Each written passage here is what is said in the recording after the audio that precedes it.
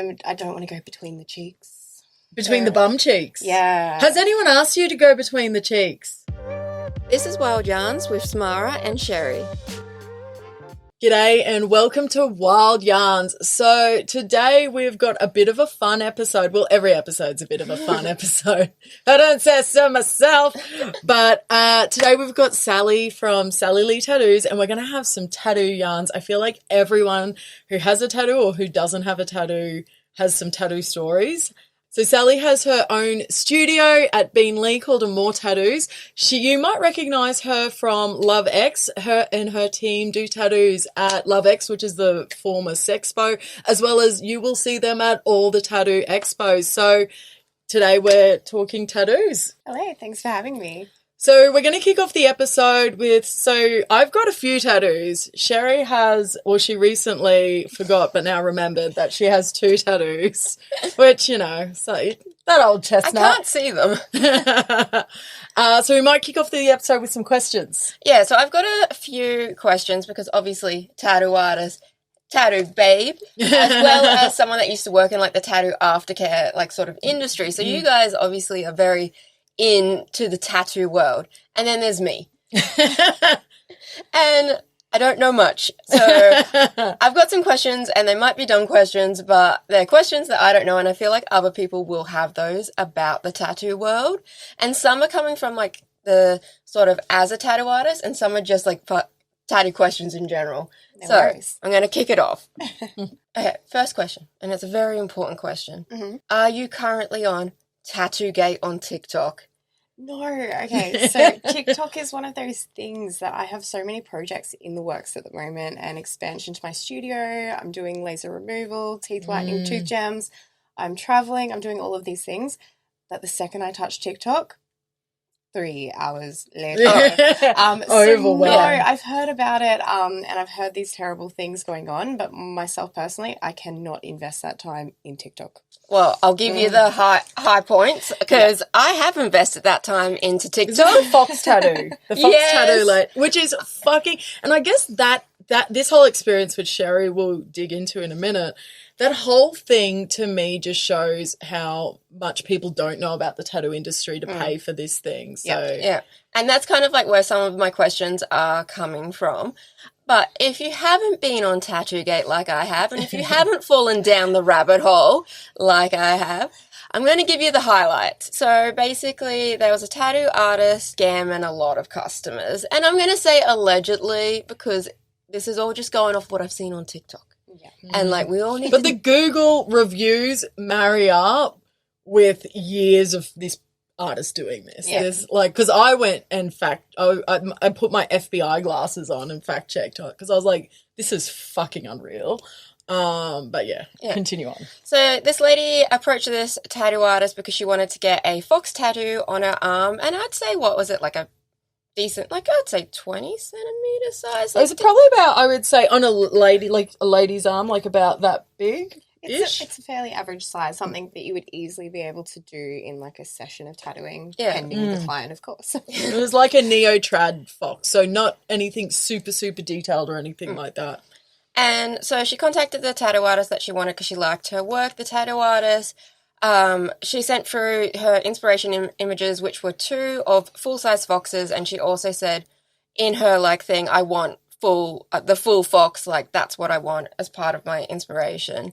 The tattoo artist gave her the quote, plus also said she charges a fee to like draw up the design. And for someone that's never like, the 2 tattoos I have are like little itty bitty like 50-cent piece size. So they were very much like impulsive, spare of the moments. There was no need to draw up the design. Yes. If someone said to me, oh, like, you know, I think she charged a few $100s for the design to be drawn up, I would think that would be acceptable because obviously she's putting her time towards drawing up the design.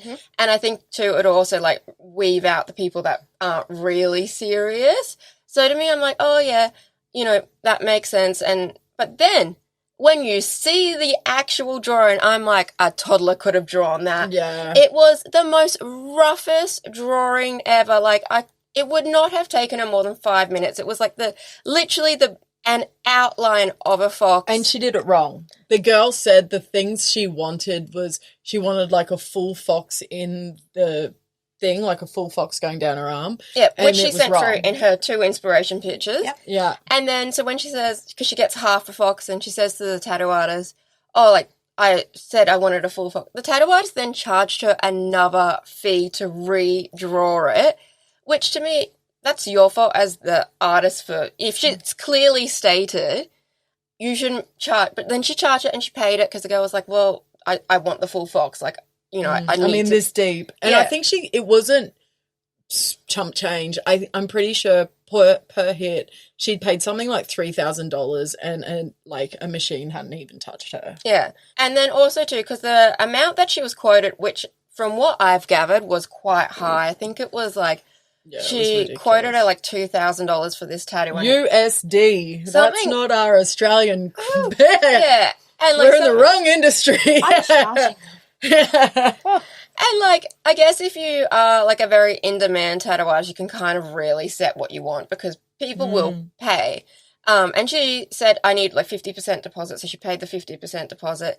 Then she had to then pay again to get the drawing. Very fucking loose terminology right there. Redone for the actual design that she did want. And then basically like these extra fees just kept popping up and she kept getting like rescheduled. And then apparently there was then chucked in another fee for like the day. That $2,000 wasn't even covering what her day fee was. And then basically the first lady was like, no, I've got to call this. Like, I've lost this money. I'm not getting it back. But the way that this tattoo artist is acting and the way that these extra fees just keep getting like added and added and added, like I've just got to cut my losses. But did you see that another girl has come forward and said that she had the exact same experience, but she went through with the tattoo and ended up getting the cops called on her? What? So another lady has come forward on TikTok about the exact same tattoo artist, and she said all the same things. She got charged a fee for the sketch to be done, and once again, it was a sketch, like stick figure. Like that's literally what it was, a stick figure outline. It could easily be done in 5 minutes. No way worth a good few $100. She pays that. She pays, the deposit of 50%. She gets there. On the day, the tattoo artist doesn't show up until 1 p.m. when she got told to be there at 9. She gets about 3 hours done of tattooing before the tattoo artist says, I've got to go pick my kids up, I've got to go. And she's like, oh, but I thought this was getting finished, like we've only been doing it for 3 hours. She goes, oh yeah, plus you owe me this extra amount. And she's like, what do you mean? And my day fee? And she's like, you've not even been here for a day. Like, how are you adding this day fee in?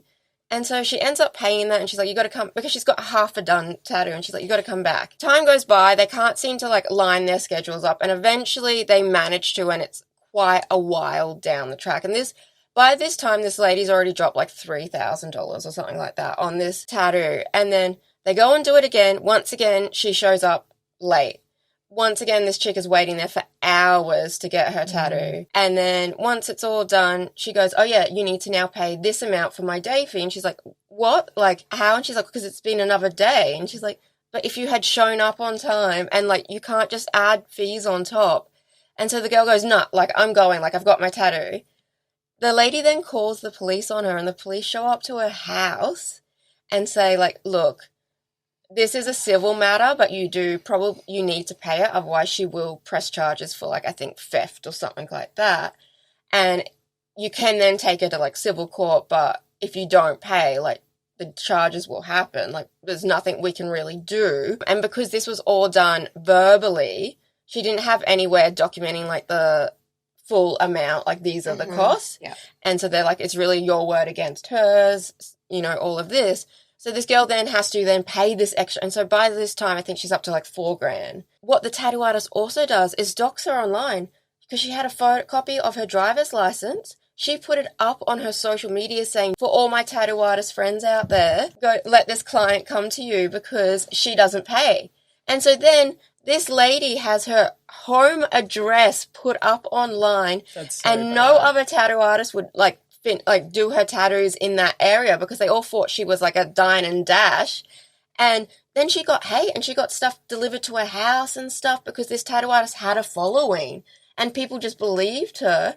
And now there's more stuff that's happened. I am very much on this on the TikTok. And her tattoos, her tattoos are shit. They're not good tattoos. They're not even like, they're shit. That's all I have to say. Well, now, because these two ladies have like come forward and put their stories up, and I don't think they've ever actually mentioned the tattoo artist's name, but people worked it out. The internet worked it out. Yeah, so everyone knows who it is. She's now sent cease and desist letters to these ladies telling them to take down the TikToks and all of this, saying, and so now they are having to then get lawyers now to then send letters back to her, and they might be going to court now. That is hectic. It's insane. It's like extortion, to say the least. Mm. And like, I don't know of it happening much in Australia, but there's definitely cases of it. But that is such an extreme level, and it just how someone in their right conscience could do that to clients. Like, you're there to provide a service, not to rip people off, let alone for thousands of dollars. And then you just imagine how many shreds. like people would have pulled out, because the first lady didn't even get the tattoo, and she lost that. Wild. And I'm like, is this lady just doing it because if she keeps adding these prices on, they're not going to actually go through, and she's just keeping all the deposits and not actually having to do a day of work? Practicing her tattooing because her fucking tattoos are it's shit. just like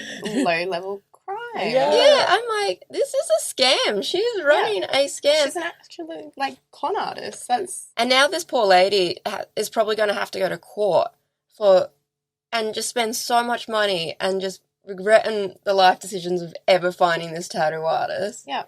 That's crazy. So maybe for brand newbies who are thinking about getting a tattooed, what's the general experience? They reach out to you. I know you've probably got your own like page set up or an email or something. So talk us through what that experience is. So for me personally, I prefer to go through, again, very much electronic, set those expectations. I've got a jot form link, so you'll go onto my social media, you'll fill out the form. It explains in there like my days of work, my hours of work, what that price includes. That includes your design, that includes breaks for both of us, and that includes a rough time frame of tattooing, and the day ends at a certain point. And then if you would like to continue, you can pay an extra amount, but not something like thousands of dollars, just an extra couple of $100 to cover going over what I deem to be a full day. And then they'll put in all of their information, photos, what they like, what they don't like, and then I'll come back to them and say, no worries, that is something that I would love to do for you, or these are the things I need you to consider changing for me to be able to do this, or sorry, I don't feel comfortable being able to do this for you. Example, cover-ups. I won't take on a cover-up unless I know that it's going to be something that I can do justice, because at the end of the day, my name then goes to that new piece. Yeah. So I will politely say, sorry, not the artist for you. But I can refer you to some of my artists in my studio, and we've got those options. And then once we're going through that email, we've got it again all in written correspondence. They'll accept a date. They'll do a deposit, which is, again, only $200, not a half deposit or anything like that. And in that, it also has, as by Australian consumer law, we need to provide them with clear reschedule policies, cancellation policies, and that it's a non-refundable deposit. So we've had cases in the studio where somebody has tried to get back a non-refundable deposit as well. And because I run with subcontractors and I'm the registered business, I've then had a complaint against our business for Office of Fair Trade because this girl wants her non-refundable deposit back. And the artist had already done like a goodwill deposit refund of 50%, so $100.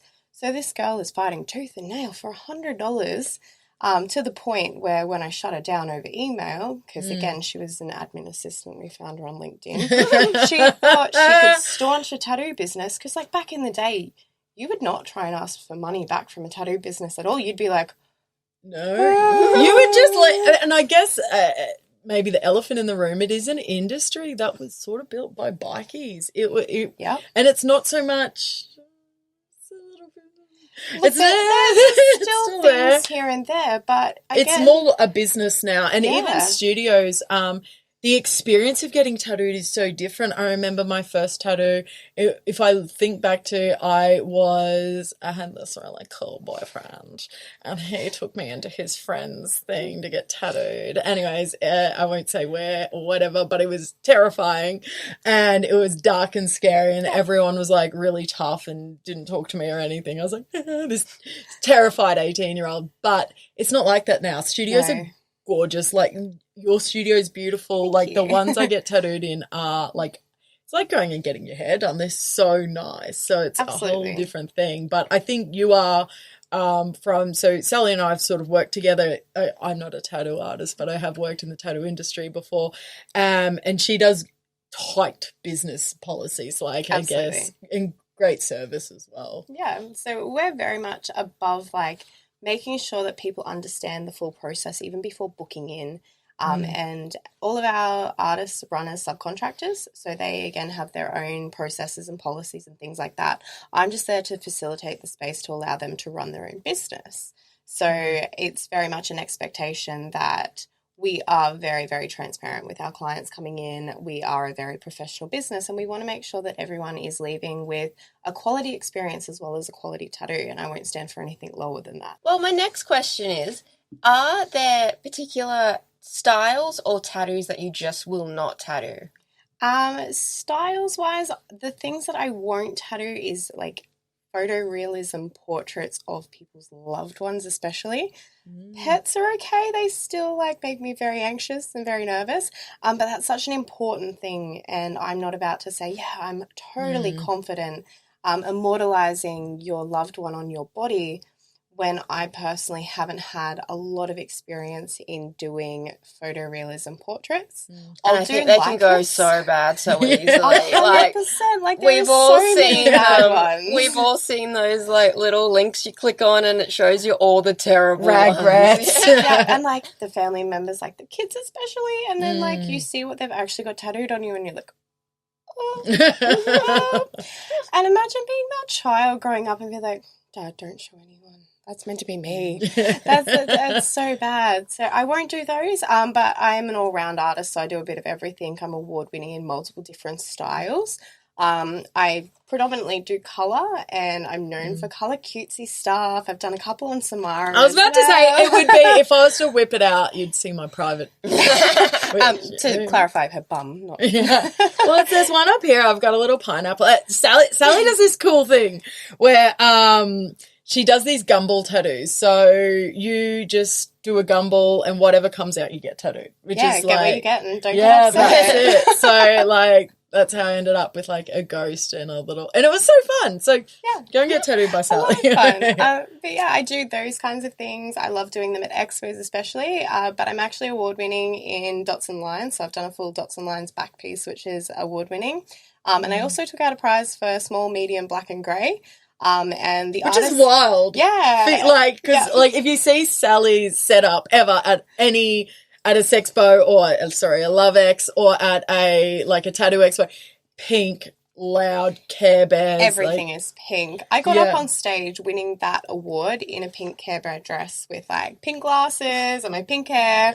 And people are like, what did you just win? I'm like, small, medium, black and grey. They're like, fuck, and I'm just like, yeah, versatile as fuck. I gotta go. So that was a lot of fun, and I've got a lot of pieces coming up as well that I'm going to be entering as well. So I do a bit of everything. There's not much that I won't do tattoo-wise, but there are certain areas that I won't touch. One is inner lip, and we've been talking about that a lot recently, about just the logistics of actually tattooing in there. Yeah, right. And I don't want to go between the cheeks.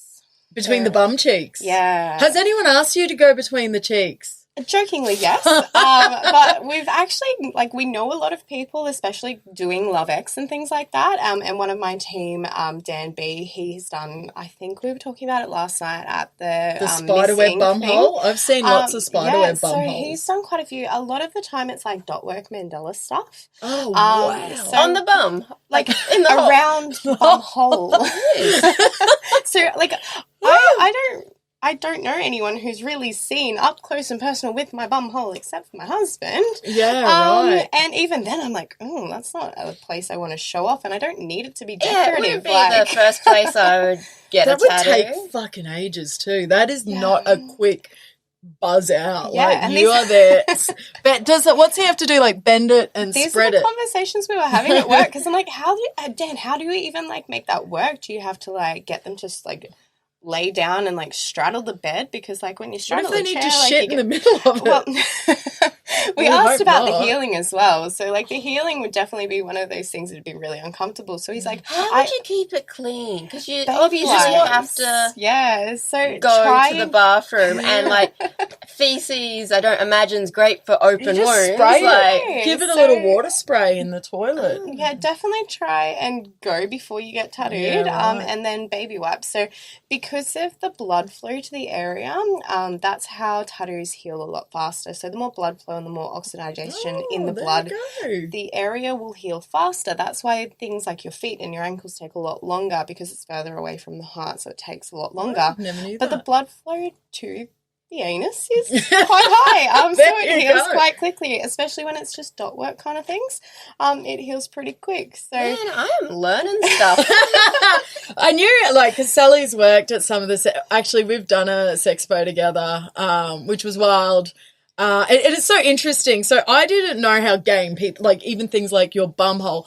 When we did... it was Sexpo together, we were doing... I was working with another tattoo company, and we were doing these mystery tattoos. Now, we had no idea how popular that was. It was so fucking popular. Yeah. The artist we had... Bless his cotton socks. We had Babs working for us. He did some for Sexpo, like Sexpo flavored tattoos. So it was, some of them were disgusting. It was like fingers covered in cum like that, vibrators, dicks, I think pussies. my favourite was the genital butterflies. And the Yeah. two ladies that got them, they had definitely like spoken a really big game as well. And they're like, yeah, we don't care what we get. Let's just get it. And they got it on their inner bicep, and it was like a butterfly made of genitals. Yeah. And like it I'm was just picturing that It right was now. even like vibrator butterflies, which was really Yeah. cool. Like, I'm like literally being like, hey, wait, where would they be on? Is it a butterfly and it's like literally vaginas like on the wings? Is that? One of my staff actually has like a genital butterfly that he got as a birthday present from people he was working with. So again, Dan B. And he got up on stage at the recent Brisbane Expo and got runner-up worst tattoo for it. Like, it's a well-done tattoo, but it like just again, everything was terrible about it. So like the center is the shaft of a penis, and like the antennas is like cum ejaculating out of the top of it, and you've got your nice hairy ball sacks at the bottom. And then I think It it keeps was getting better. two vagina flap top you're gonna wings fit and then in flailing everything. titty bottom wings. So it's like the whole we plethora need of to every see genitals. this. So I will definitely get a photo of it. Send it send over. through Because so my you can provide imagination is just running. It's just going. So. It's great. It's so great, but it's so terrible at the same time. And he was definitely deserving of first place for sure, because there was a $2,000 prize on it from I think it was Powerfish or something like that. Oh, was it that one? Oh, Yeah. I think the remover, he was doing something. Yeah, so too. the only reason he didn't take out first place is the lady who had like a shitty little tattoo from a place that we don't really like in the industry. I won't necessarily disclose. You can put those quotes together. She just had a shitty little tattoo here, and she had a bit of a sob story. So They sob gave it story to woman. her. Yeah, boo. But I didn't think so. Coming to Sexpo, I didn't think people would. We had a few pages of dirty ass tattoos, and then the rest were like just normal skulls and stuff. We pre-cut the stencils just to make it quick, stick on and go about our business. He sold out of all the dirty ones. He had to go and print more. Yeah. And the cummy fingers, I had a wife who picked it for her husband, and I was like, "You guys sure about this?" They're like, "Fuck yeah." And he didn't see it until it came out, and he thought it was the best thing that could have really gone either way. We only had one girl that cried, and you know what? Looking back on it, she didn't get anything rude on her. Yeah, I think it was I some remember this. basic. It was Courage the Cowardly Dog. Yes, It was her first tattoo, and she trusted a mystery tattoo for her first tattoo. That's again something I'd You never should recommend. never do that. If you're a bit iffy about it, don't let. And her friend picked it for her. Because it was her first tattoo, it wasn't just the artist being like, Like her friend, and of course when we were doing mystery tattoos, we get people, if you were a bit iffy, you could write down a few things, like if you're triggered by butterflies, write it down, we won't do it. She wrote like nothing, got her friend to pick it, got the tattoo, and she just melted down. I'm like, fuck, I've got to be the manager. I wouldn't recommend that for your first time. No, I've definitely done the Lucky Dip ones for first tattoos, and I give them But a they little see certificate it and first, everything. yeah. So the difference between what I do with Lucky Dip is they do have the option to, if they don't like it, they can pay to redraw or pay to choose one. And a lot of the time they are cutesy little designs, a lot of desirable things. The mixed ones, girls may not want like South Park characters and stuff like that. But especially at Sexpo, I was doing heart candies and I managed to tattoo cum slut on a primary school teacher's bum cheek and stuff like that. Well, her husband got a banana. At least it's on really the bum fun. cheek. Like, Yes, it's not going to be visible to anyone but her husband. Yeah, and that's My the thing gosh. that people are like, I played the game, like play silly games, get silly prizes. Yes, that's it. You Right. fuck around, you find out. That's it. And people are there for it and people love it. And like, that's the story behind the tattoo. Like, why the fuck did you get that? Oh, because I was at Sexpo and I put some money in a gumball machine and this is what I got. Have you seen the MTV TV show? Just tattoo of us? Yeah, just Yes, I can't, like, again, that's one of those things that morally I'm like, these are some really fucking horrific tattoos. Like, they're well done, of course, but the stories behind them, like, especially the one that's like a toilet and it's got a shit in it and it says you're dumped, like. And that was like on her thigh or something. It was Really. I don't get how they managed to get these people on the show. And they know it's going to be shit. Yeah. Yeah. So if you haven't seen the premise of this show, it's basically two people go in and they're either like in a relationship, friends or family. They know each other. And each person picks the tattoo for the other person to get. And when they're getting it, they're fully blindfolded so they cannot see it. And I would say 99% of the time, it is literally the worst tattoo and they've done it out of spite to get back at this person. Yeah. And watching just a few episodes, I'm like, how do they manage to get people on this show? Because every single tattoo I've seen on that has been awful. It's because people want 60 seconds of fame. But it's like there's other reality shows out there that don't leave you with a permanent tattoo. Like, laser ain't cheap. Like, I'm like, are they paying for the people's laser afterwards? Like, And I don't think laser fully works. I've got, and you might be able to weigh in on this. I've got some friends that have been getting the same spot lasered for a very long time, and the ink is just so resilient against it. So there is so many factors as to laser removal, and I was actually having these chats recently with my new mentor who is going to be training myself and one of my team in doing laser removal.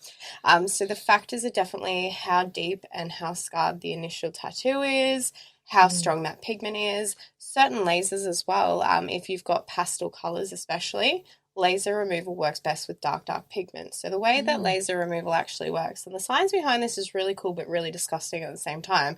So here we go. What happens is that the laser will penetrate into the skin and blast the pigment in the epidermis. So when you are tattooing, the needle penetrates down into the epidermis level and inserts the pigments. So the laser will actually penetrate down into the epidermis and blast the pigment size. So these are all microscopic pigments, but it will blast it into smaller sizes. And then what will happen is it is your lymphatic system's job to go to that area, and white blood cells as well as your lymphatic system will be in control of taking those smaller pigments and grabbing them and expelling them through your lymphatic system. So essentially you sweat it or you pee it out. So when you actually get laser removal done, the more water you drink and the more active you are after getting laser removal done, the better it's actually going to have those results to get rid of those old ink pigments that have been blasted down by the laser. And of course, if the laser technology or the laser strength isn't doing its job and making those pigments small enough, it's also not going to take it out of the system. So that's actually what happens with laser removal. And the best results do happen more so from, I guess, the factor of the aftercare. But a lot of people don't know that, and a lot of people don't want to take responsibility for their own shit. So that's the same with tattoo aftercare. People will be like, oh, it's not healing good. A lot of the time, the technician or the tattooist have done their job and done it the same they would do it with any other client. And there are so many contributing factors as to why your tattoo may not heal properly or why your laser removal results won't be as good. That's something I heard about, similar-ish, about sun exposure. So you always put sunscreen on your tattoos or cover them up or else they go not so great. Yep. And I read somewhere, and you might be able to correct me on this, that it's similar sort of thing. The way the sun affects a tattoo is it'll break it down in a way that then white blood cells see it as some foreign matter and take away bits of it, which is why you see sometimes if you look at, sorry, tradies, but you look at those old school tradies that are, back in the day before PPE, they're on the roof, no shirt on, no sunscreen on, and their tattoos have turned from black to almost like a bluey colour. Yeah, absolutely. It's because the white blood cells have taken away bits of the pigment and it's just left it with the fact of the matter is that regardless of how many tattoos you've had, the ink that goes under your skin is still a foreign matter to the body. Like, our bodies don't produce ink pigment. So every time you go and get tattooed, your body does adjust to it a little bit more and you will heal faster. You'll notice less of the plasma that does come out and is excreted throughout the process and things like that. But every time you get a tattoo, your body still doesn't know what the hell you've just put under it. And, like, the white blood cells will go to that. So the sun will absolutely keep, like, forever, your white blood cells will likely continue to try and eat away at your tattoo from the inside. Very interesting. What would be, like, your advice for someone, like, wanting to get into the tattoo industry? Because I feel like there's no clear path of how do you become a tattoo artist? And the answer is that there is no clear path either. So there is a lot, and this space and this question is something that I'm dealing with a lot at the moment as well. I had somebody email me the other day, and to my tattoo email, not like my business tattoo or anything like that, saying, "Hi, I've decided I want to do my apprenticeship at Amore Tattoo. Can you let me know a time to come meet with you?" That is not how you get a tattoo apprenticeship. It's like any job. Yeah. No, there was no links to socials. There was no portfolio. There was no nothing. Or even a resume. Even a bloody resume. Or even just why they would like to, you know, what have you done that has made them go, this is the place? Yeah. So that's not how you get a tattoo apprenticeship, just to start it rolling there. But I'm still in, I guess, a part of a belief that we do need to honour part of the history and heritage of the tattoo industry and apprenticeships especially, because there are places that are charging people to do a tattoo course, and it's an accelerated tattoo course.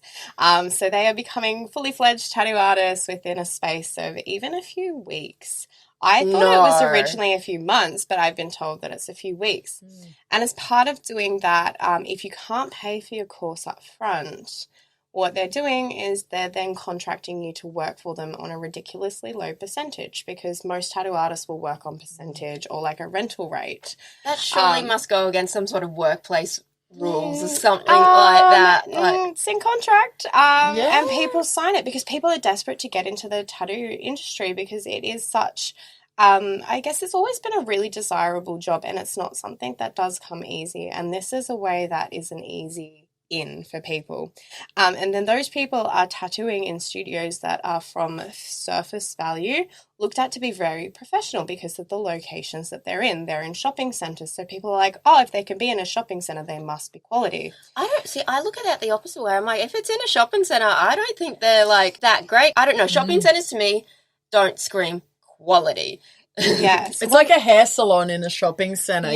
You might have one that's amazing. You might have one girl at Stefan's who's great, but then you really roll the dice. That's exactly how I think of it, as like an in and out. Some consumers would see it differently though, because I guess the perceptions around the tattoo industry that most like small in the like hole in the wall studios and stuff like that, they are very much a dark, dingy area that you don't want to go to. They're scary, but these big, well-lit shopping centre studios, people feel comfortable going into them, and they're miseducated and they don't know pricings, so they're overcharged, and they're like, oh, they have to charge us because they're in a shopping centre.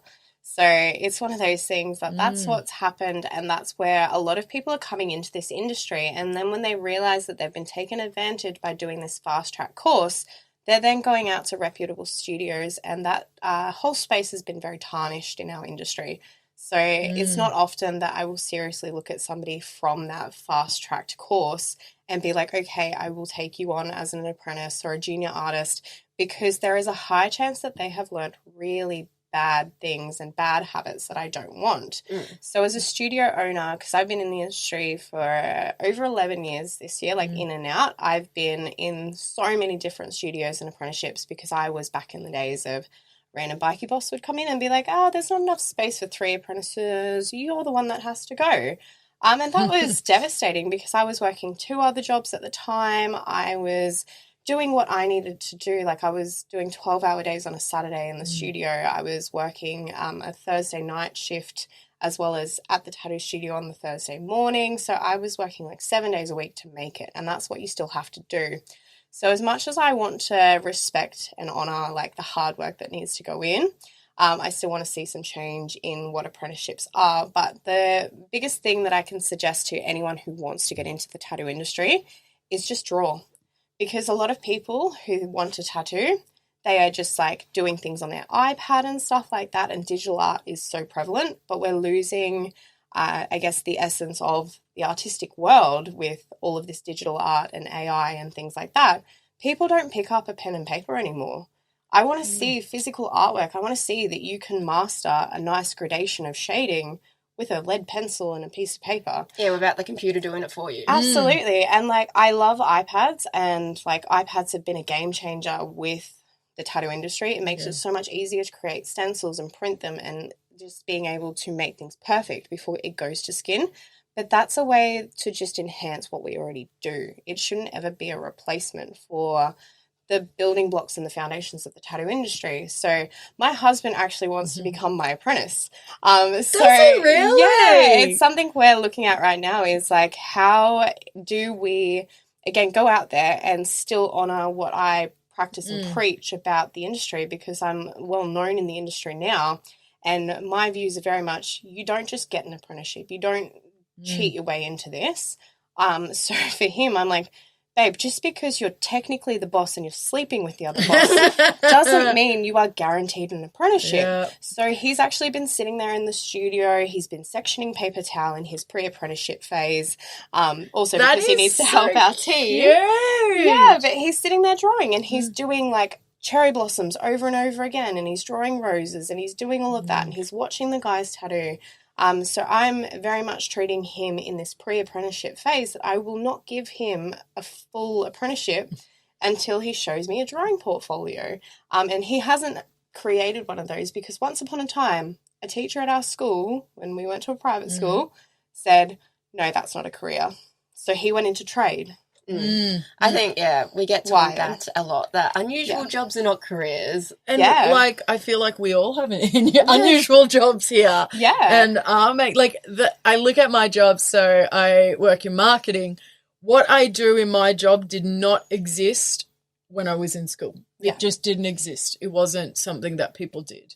You know, even looking at Facebook or social media, working in social media, influencing, any of those sorts of things. Like, you do a lot on YouTube, that it just was not considered a respectable sort of job. It was just not there. And like, even for me going into the industry 11 years ago, so many people were like, oh, you're a little private school girl, you shouldn't be going into the tattoo industry. And I was actually taken on for an apprenticeship, and then over the Christmas break, the boss thought about it and was just like, oh, so when I texted him in the new year to be like, okay, cool, so when do you want me to start? Because I did like a whole trial week with him. He texts me back and he's just like, hey, even though you're really talented and you will go far, you're just not the right fit for here. And what that meant was I was too much of a like goody two-shoes by the book private school girl. And the team that he had on there, like, I was bullied by some of the girls that worked there, like the shop manager chick. She just dropped nachos in my bag one day and thought it was hilarious. What the fuck? Yeah, and like, of course she didn't help clean it up. And you're just this child. Like, yeah, I was 18 at the time. I was like fresh out of school pretty much. This grown-ass woman is bullying you. Yeah, so that was ridiculous. And I was like, what the fuck? So I wasn't the right fit, and nobody...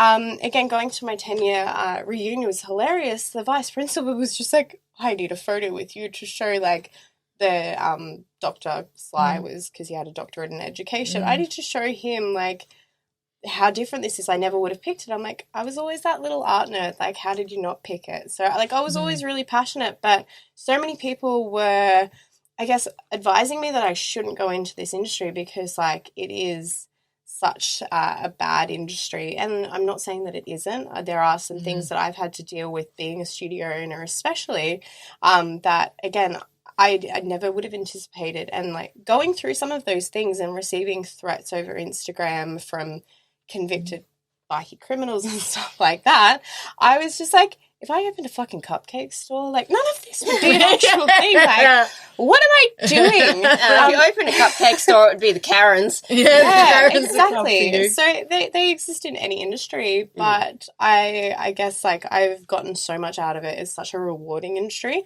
but it's a lot of work. It's such hard work, and I guess a lot of people don't realize that coming into it and wanting to get into it, that you still need to put in the work to be successful in this industry. And sort of going along with someone getting new into the tattoo industry, is there any big, like, massive no-nos for a new tattoo artist or a tattoo artist in general to do that would just instantly blacklist them? So Instagram and cancel culture have contributed a lot to this, and I have a very mixed view on these things as well. But the second that especially a male, but again, I'm not just saying it's males, but it is predominantly males, the second a tattoo artist is to ask for payments other than money or genuine which happens service a lot. Trades, Shit, it and happens. asking for sexual favors, or, like, just being overly flirtatious and touchy throughout a tattoo experience, that is a big red flag. Even in the way that, because a lot of people still do DMs for bookings, if they are being overly flirty in their messages and you're getting those kinds of warning signs, that is a big red flag, because I have heard and I know of people who have been accused of taking advantage of clients for sexual favors as payment for their tattoos, and saying that they are in love with clients and things like that, but they're doing it to multiple clients and they're touching people inappropriately during tattoo sessions. And, like, we are very close to people. Like, there are times, especially when I'm doing, like, a rib tattoo, I'm like, hey, so I'm just going to give you a nice big cuddle while I'm doing this because I need to reach over and stretch the skin and do what I need to do. So you are in close proximity, but when it's one thing that's necessary to do the job that then becomes inappropriate touching, that's disgusting. That's a massive, massive red flag, and it unfortunately does still happen a lot. And there are pages on Instagram which do call out artists that are accused of doing that. So maybe we'll crack into some stories. I think this is a few things that I feel like may have come up for you. I'm ready. I had a client who got a Jesus fish with Greek letters on his chest. Firstly, that sounds fucking terrible. I'm like, again, what the fuck's a Jesus fish? It's like, is it that thing? Yeah, you see them on the back of people's cars sometimes. I didn't know it was a Jesus thing. Okay, I understand what you're talking about. Like, I'm that, thinking, like, again, like, in my artistic brain, I'm like, how the fuck has somebody, like, morphed a fish and Jesus together, like Dick Fish, but, like, Jesus? Now I just have this picture of, like, a Jesus head and a You're fish welcome. body. You're welcome. Yes. No. I put the stencil on. The guy looks down and says, looks good. He sits like a champ through his first tattoo. I finish up after 45 minutes. He checks it in the mirror. Immediately, he goes pale. He starts to sweat. He sits down. He looks at me all shook and says, it's backwards. I look at the tattoo. I look at his tattoo and I look at him on the floor and then at the mirror, and I tell the guy, don't worry, man. I'll take a photo for it because, you know, this is how mirrors work. A couple of minutes go by. I'm handing the guy paper towels. He stands up all quick and plays it off like he was just messing around, that it was just a joke. Yeah. But for a minute there was an actual corpse on my studio floor. So have you had that happen? You show him in the mirror? I actually have. So I completely did the tattoo. It was her son's name on her collarbone. And she looked at it and she's like, oh, yeah, it looks beautiful, but it looks really weird for some reason. I'm like, is it because it's backward in the mirror? And she was so embarrassed. Like, of course, I didn't have the extent of, like, him passing out or her passing out. But, yeah, 100% that is something that's happened, that people forget that that's how mirrors work, especially with writing. But I actually had an older gentleman adamant that he wanted writing again on his chest, but he wanted them backwards so he could read them in the mirror. And that just breaks so many tattoo laws. Did you do it?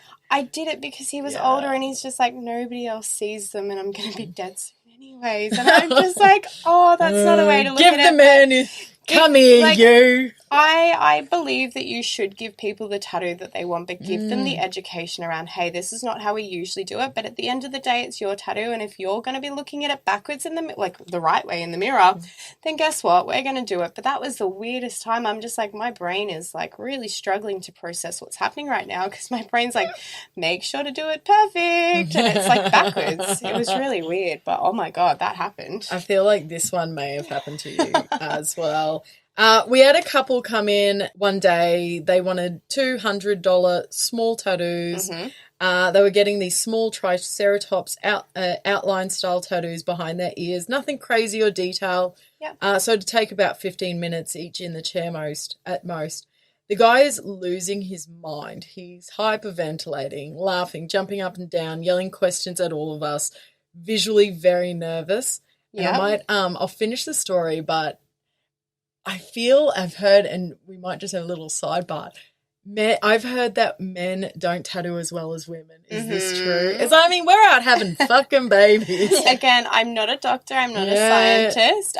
But speaking from experience, I've found so many women and so many male tattoo artists will also back me up on this point that females sit so much better than men. And, like, the reasoning behind it and what we believe is that because females are actually made to go through pain, we go through monthly pain, the pain of childbirth and things like that, they just sit like absolute fucking champs and they're like, let's just get this shit done. Like, it's not every single female, but generally speaking, men will suck it. And I had a lady, I was doing a massive competition back piece. We did 3 days back to back on this full color tiger, and there was a dude getting his lower back tattooed and he had numbing cream on and everything, and he tapped out I think after like an hour and a half, and my chick was on her second day and we backed it up with another day, so charging on. So this he's hyperventilating, laughing, jumping up and down, yelling questions at all of us, visually very nervous. He tells one of our apprentices that this is his first tattoos. It keeps on surprising. Yes, shockingly so. Never would have thought. Keeps on asking everybody how badly it's going to hurt. Turns out this was this couple's first date. He had told her he was super impulsive. She tried to call his bluff by suggesting they get matching tattoos. Wow. Good on her. And that's it. The owner even went into the back to grab an ammonia packet, worried that the guy would pass out. Wow. Once the needle touched his skin. To his credit, he got the tattoo, didn't pass out, and paid for them both like a gentleman. Look, not realistically to his credit, because I don't know if you remember, because you forgot about your tattoos, but behind the ear is surprisingly one of those areas that doesn't hurt as much. It didn't hurt at all. Yeah, the amount of people I've tattooed and they're like, oh, are you even tattooing right now? I'm just like, yeah. And they're like, that's so weird. It hardly hurts. Like, all I could feel was like my ear went numb because the tattoo gun kept vibrating my ear to the point where it just went numb from the vibration. But that was literally it. Yeah. Behind the ear is actually an easy place. So come to me when he has a real tattoo. My friend was an artist at a shop we worked at, and we had this girl come in with no ink. She wanted to get, no joke, Daddy's Girl as a tramp stamp. Oh. She was in tears the moments into the tattoo. Yeah. And as hysterical as shit, she suffered through altogether probably 25 minutes. We were only able to just do the girl above her waistline. Have you ever had anyone just tap out and leave? No, not to the point where, like, we didn't have something that I guess we could come back and finish. Like, I've definitely had people tap out that haven't actually ended up getting it finished, but not just half of a tattoo or anything like that. But I did have somebody message me because she wanted me to do this like lovely little flamingo design on her, like really cutesy, similar kind of like bubblegummy trad stuff that you've got, Samara. Yeah. And she messaged me because she ended up going because she couldn't afford the price that I'd quoted her to somebody who offered to do it from home. She had a medical emergency because she was diabetic, and the first time I tattooed her, she did almost pass out in the studio. But because I was obviously there, I worked with 2 men at the time, they were able to help me just sit her down on the couch, and I knew exactly what to do during those times because I've been doing this for a while and I've had cases of it. She had a medical emergency and passed out in this poor person's house, and the ambulance was called, so she ended up with a half-finished tattoo without the outline. She didn't have the stencil or anything to get it finished properly. And that was actually one of those cases that I still felt bad, but I said to her, look, I'm sorry, I won't finish the half-finished tattoo because, again, you were meant to get it done with me. Go back to the person who has the stencil. She was just too embarrassed to try and go back to the person who was going to do it because she had that medical emergency and has this, like, half-finished tattooed on her. Not even half-finished, like, kind of outlined tattoo because she passed out in somebody's house. Poor thing. My God. Yeah. Oh, well. That's what happens when you go cheat. Yeah, fuck around and find out. That's it. I do have one more question. Oh, you go. I'll find my stories. Do you ever get people that just come in and they just have such a bad design that you're just like, no, I'm sorry, no. Absolutely. The biggest thing that we face as tattoo artists, especially when it comes to poor design choices, is when people want to incorporate way too many things into the one tattoo and they're not willing to do something really, really large. So it'll be times where they want like a skyline of something and they want like their favorite place or their favorite thing all incorporated into this tiny little thing. And it's just not doable. So I've got like a little bit of script on my wrist that you can't read anymore because like I thought I wanted it really, really small and really, really petite. But over time, they just blur out and fade. So the smaller you go with the design, the less readable it becomes. And when people want to cram all of these things into one small design, it just doesn't work. And the hardest thing is telling somebody why they've got a bad idea or a bad design choice.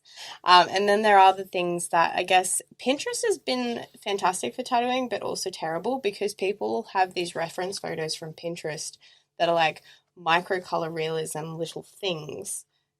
They're photoshopped. They don't actually exist, and people think because it's on like Pinterest as a tattoo design that it is actually possible to tattoo that and look good after time. So yeah, some stuff just looks good straight away and some stuff... And it happens with fine line. Like, oh, I think mine are all actually good. This is fucked. I don't know. Like, this tattoo, it was, like, I got it... I remember when you got it. I know. I got it at an expo. I was, like, hyped up. I got it for free, which was awesome because I used to work at this tattoo place and it was an artist that was... connected with it, and it's so fucked. Like they slapped a thing on it and I didn't notice it, and maybe we'll show it. Like, look at this, like, no, I mean some of it's dropped out, but it's like not even in line, like that. It's just like not even in line, it's dropped like out. It's 4 in a row. Like, it's an angel number. Oh, so it's 444 in a row for people like listening on Spotify. Sorry, I should describe it. It's 444 in a row and it's forked. It is absolutely fucked. It is just not in line. Some of it is in deeper than other bits. Actually, someone asked me this the other day, Sally, and I was like, I'm talking to a tattoo artist soon, so I can ask her. What is the go? And I've never thought any difference on it between how deep people go. Is that a thing? Is it how deep, or is it all about the same level or whatever? So again, it does vary so much to the different skin type, their sun exposure, things like that. So you are meant to go into the epidermis level, which is only a few mil under the surface of the skin. So that's where you're meant to go. And then contributing factors such as like how tough people's skin are. Yeah. If they've had a lot of sun exposure, it's kind of like a dry leather bag. Trying to tattoo over that, so you do need to potentially turn the machine up a little bit so it's running a bit faster, so it does actually penetrate a bit harder and things like that. But like I've got script on my ribs from when I was 18, 19 in my first studio. It was done by a guy I was working with at the time who, granted, we've had again conversations about him and the horrific work he's put on people over the years. But even when he first did it, because he was running his machine, it was an old coil machine, so it sounds like a torture device now compared to what they sound like now. He went way too hard with how the machine was turned up, and he did go too deep. And what's happened is instead of sitting tightly in the epidermis, it's then gone down further into like your fatty tissue area, and then it's just spread. So the ink itself does what's called a blowout, and it spreads underneath the skin. So my ribs, even when it was first done, I'm like, oh, that looks like it's blown out. He's like, no, Dal, that's just bruising. That'll go away. That was like almost 10 years ago now, over 10 years ago now.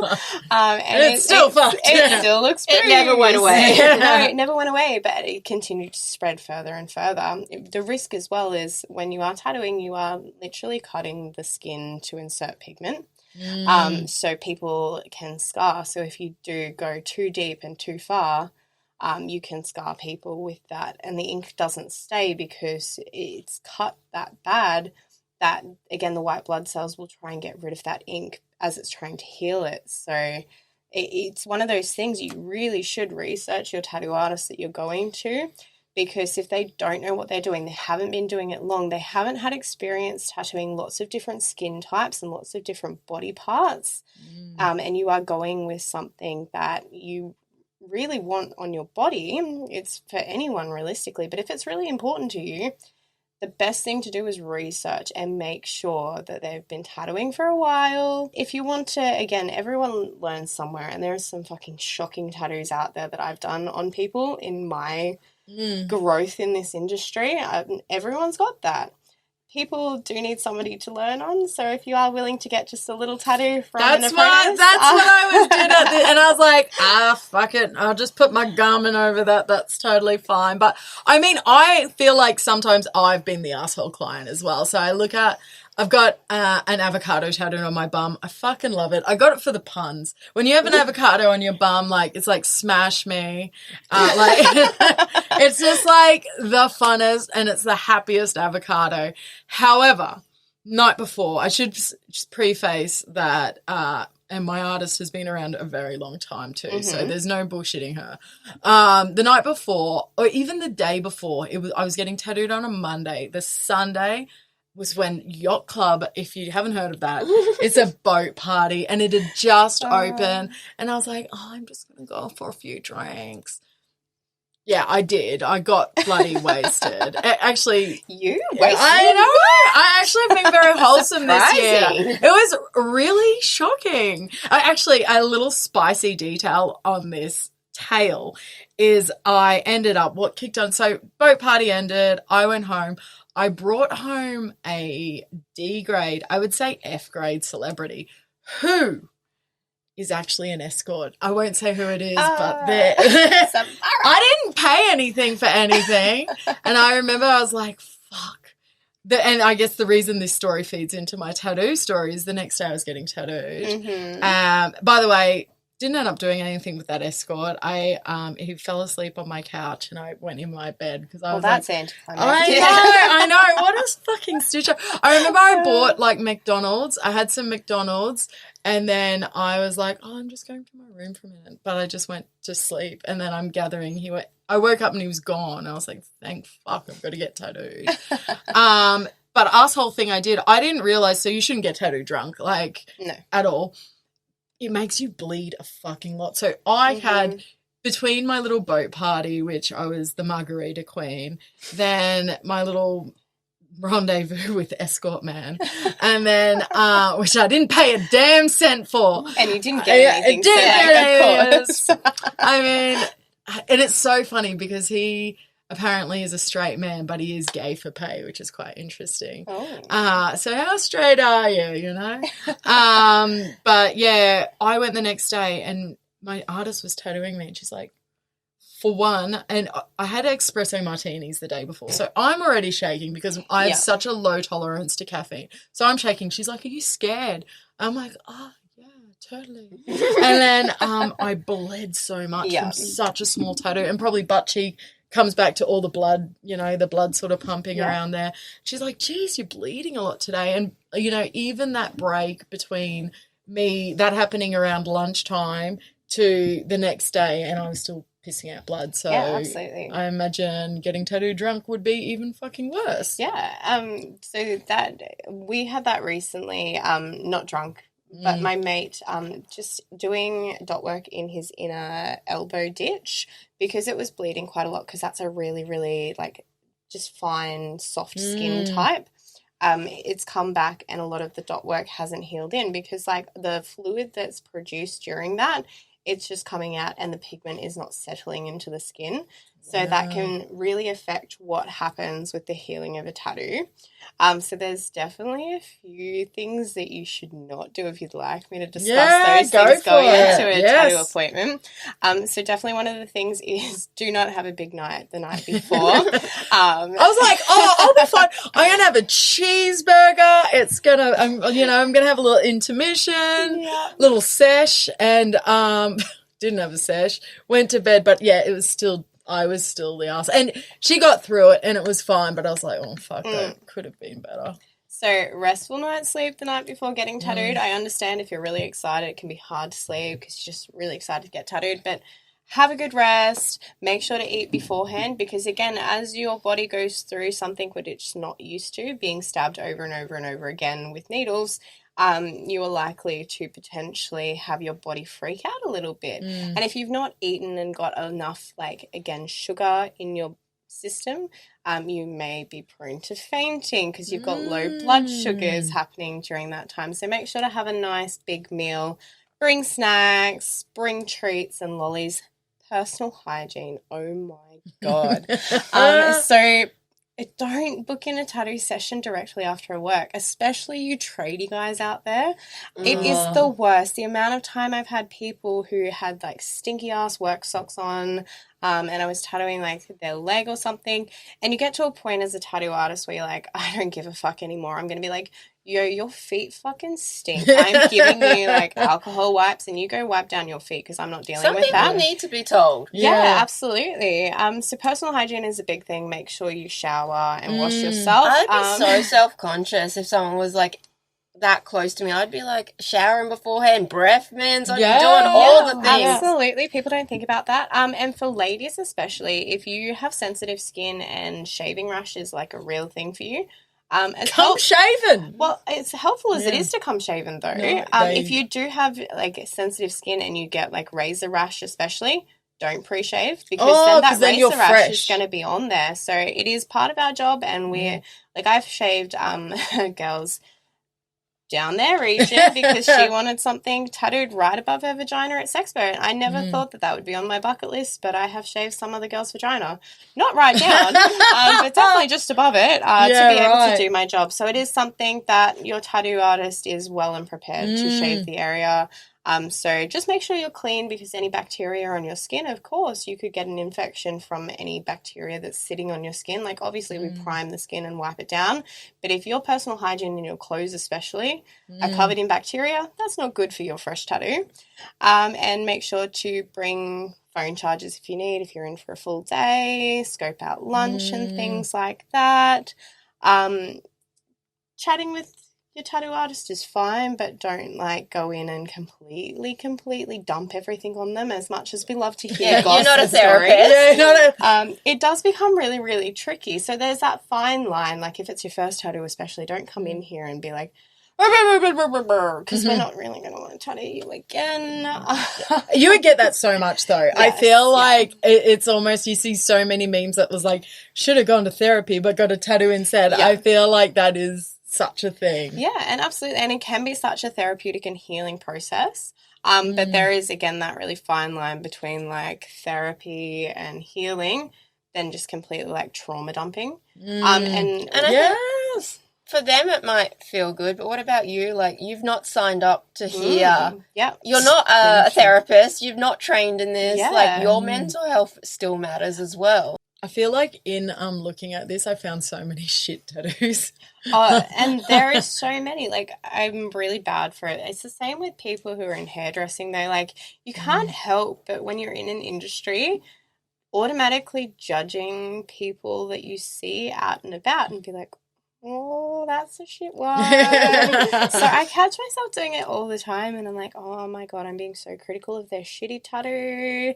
Stop looking, stop looking. Oh my God, that's real bad. But some people, like, I think it's becoming a new thing about getting a shit tattoo. I think because tattoos are now becoming a lot more mainstream. Yeah.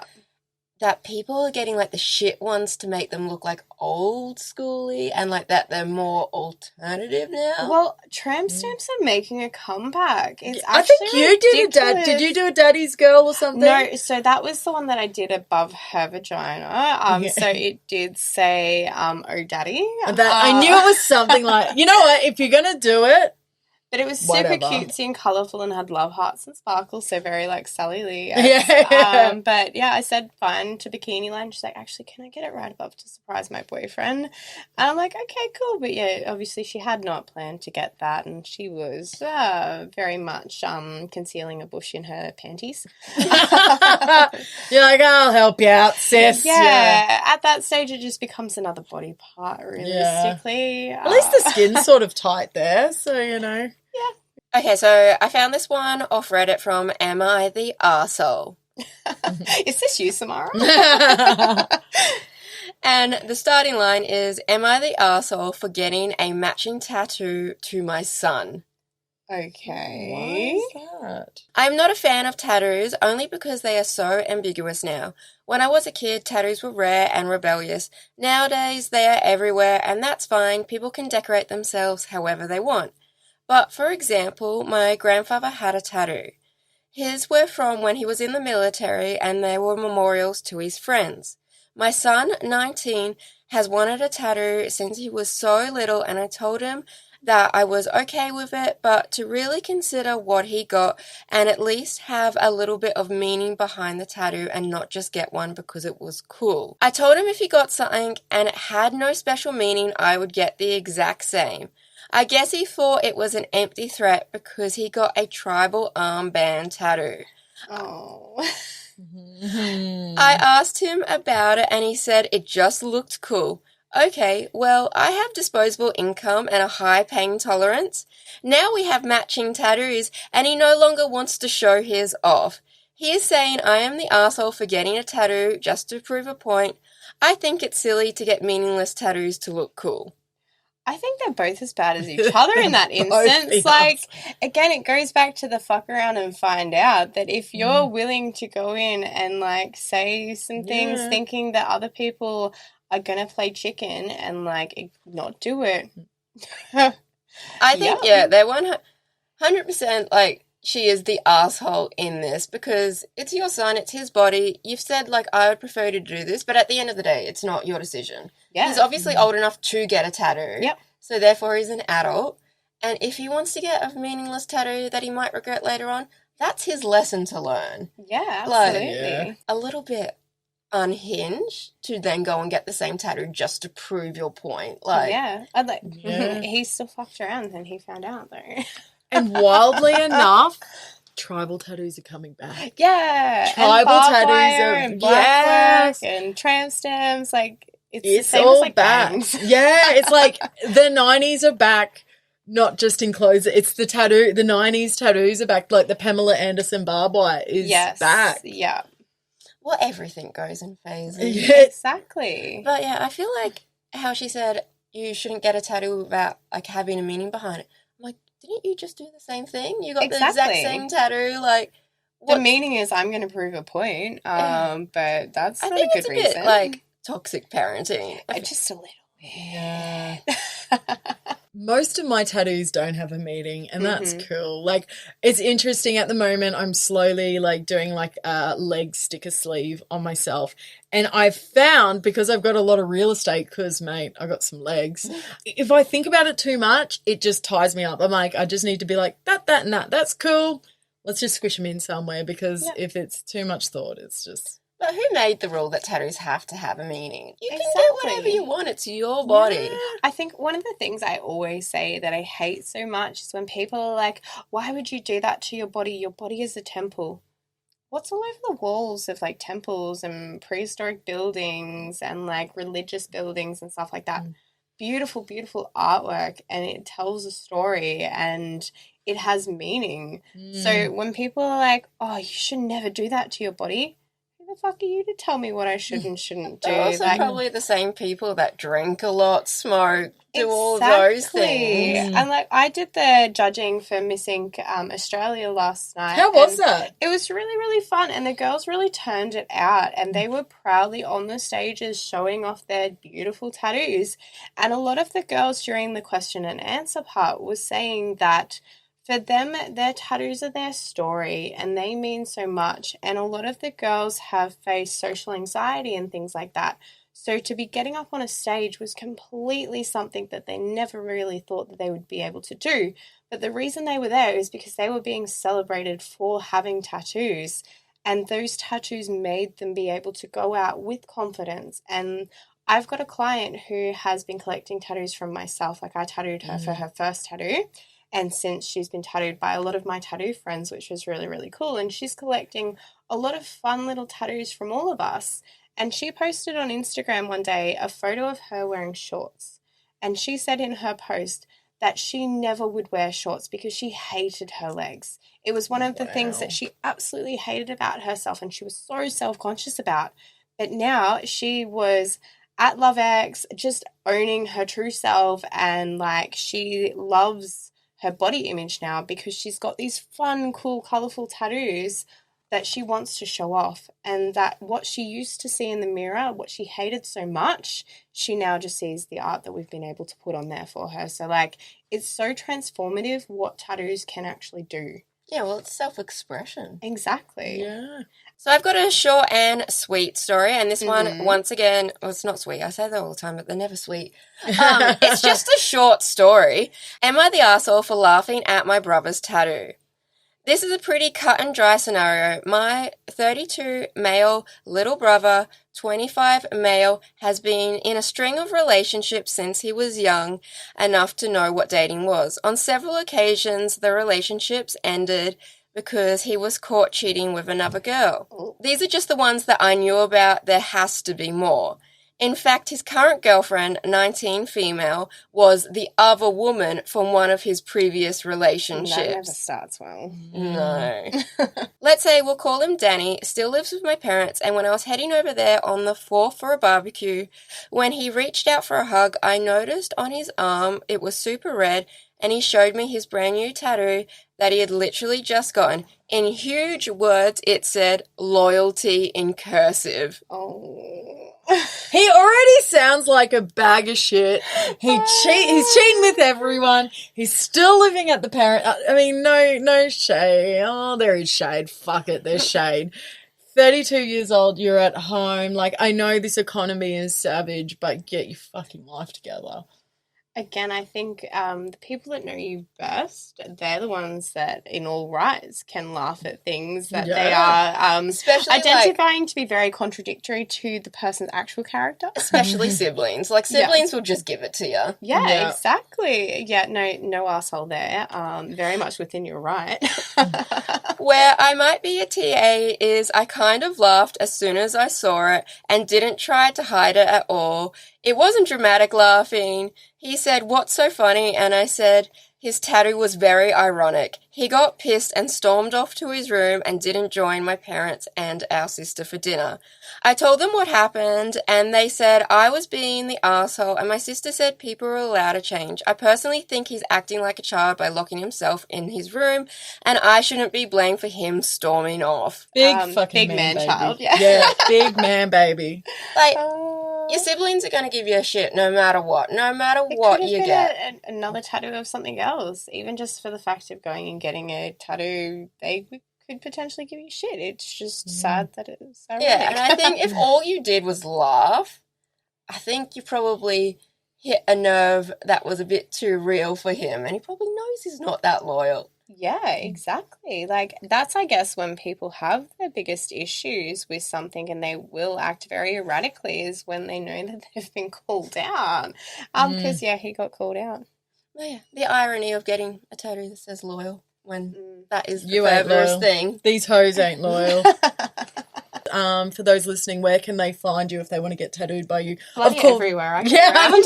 She's on the circuit. So definitely at Amore Tattoos at Beanley, but what are you doing for the rest of the year? So I think it's the next like 4 or something weeks. It's absolutely hectic. So when I get back from Sydney, I've got just a little bit of time in the studio to get the downstairs open and start trading out of there. And then I'll be at Acacia Ridge at the Southeast Queensland I'm going to go to that. It's a bit lot of fun. It's so wild. That's like your really, really old school tattoo show. It's a lot of fun. There's like a lot of like old school tattoo artists there, and even some of the people that enter in like their bodysuits, they're like real old dudes with those like crazy nipple rings that are like really, really heavy, and their nipples are like down to here. So it's really, really fun. It's in a like weird pub in Acacia Ridge, which it's a whole situation. It's great. It's a lot of fun. So I'll be at that one, and then straight away I get ready and fly my ass over to Perth. So I'll be on the other side of the country. So for anyone listening in Perth, I will be there from the Tattoo Expo, which is the 1st, 2nd and 3rd at the Perth Convention Centre. And I'm actually staying for a week guest spot because I had such a demand to come back for my Perth people from last Expo. Geez, that's jam-packed. And people that don't have tattoos but want to get a little bit of Sally Lee on them, she has some really groovy shirts like Don't Care Bears and My Little Pony things, and even like naughty adult colouring books. So if you don't want to get tattooed, she's got probably the best merch I've ever seen. Thank you. Put together. And I've got more a great out. What do you got coming out? For LoveX, one of my friends who I work with in Sydney quite a bit, who helps me organise the LoveX, he and I actually made our own condoms. So if you find us at LoveX, you can get branded condoms. So Jesse Vanderhurst, the real Vanderhurst, and I have made condoms. So he's got his designs which feature Dragon Ball Z. So they put you put it on the dick, and there's I'm like, it's a big like get on me dragon. No, they are standard condoms, but the packagings themselves are the design. Clever. So I have my bondage bear design for those who know it, which is a dirty secret bear with bondage on, so it's all like restrained. And then I have the ride at my pony design. Excellent. I also came out with the Patrick Star design, where he's like super happy standing there in a love heart with no pants on. You can't see like a little starfish doodle. But it says the only starfish in this bedroom. So that's some of my new merchandise that we've come out with. And I will be looking to make an edition 2 of my adults only colouring in book, because that's been such a hot seller over the last year that I've had it out, and there are so many people like begging me to bring another one out. So I will get that one sorted out soon. But like the colouring in book features things like the Simpsons strip club. So there's Homer up on the strip pole and Bart like pretty much naked with the high heels on and stuff like that. And I've got Elsa from Frozen in there with a lovely carrot dildo and stuff like that. So it's a fun time if you've got a dirty mind. See this colouring book show. Imagination this episode has just run wild. I have been picturing butterfly vaginas and now Bart up on a stripper pole. If you're dying to see it, you can definitely find it on my Instagram. So there are links to my merch site and things like that. We'll put in the show notes of this episode, we'll put some links to where you can find Sally Lee online. But do go and support small business. It's been fucking awesome having you on here. Thank you so much. I've had a great time. Yeah. And like always, if you are listening to us on any of the podcast platforms, do not forget to rate this. It really helps us out. Subscribe. We're on YouTube, Instagram, TikTok. We're on all of the social medias under Wild Yarns, so make sure you go and check us out on all of those.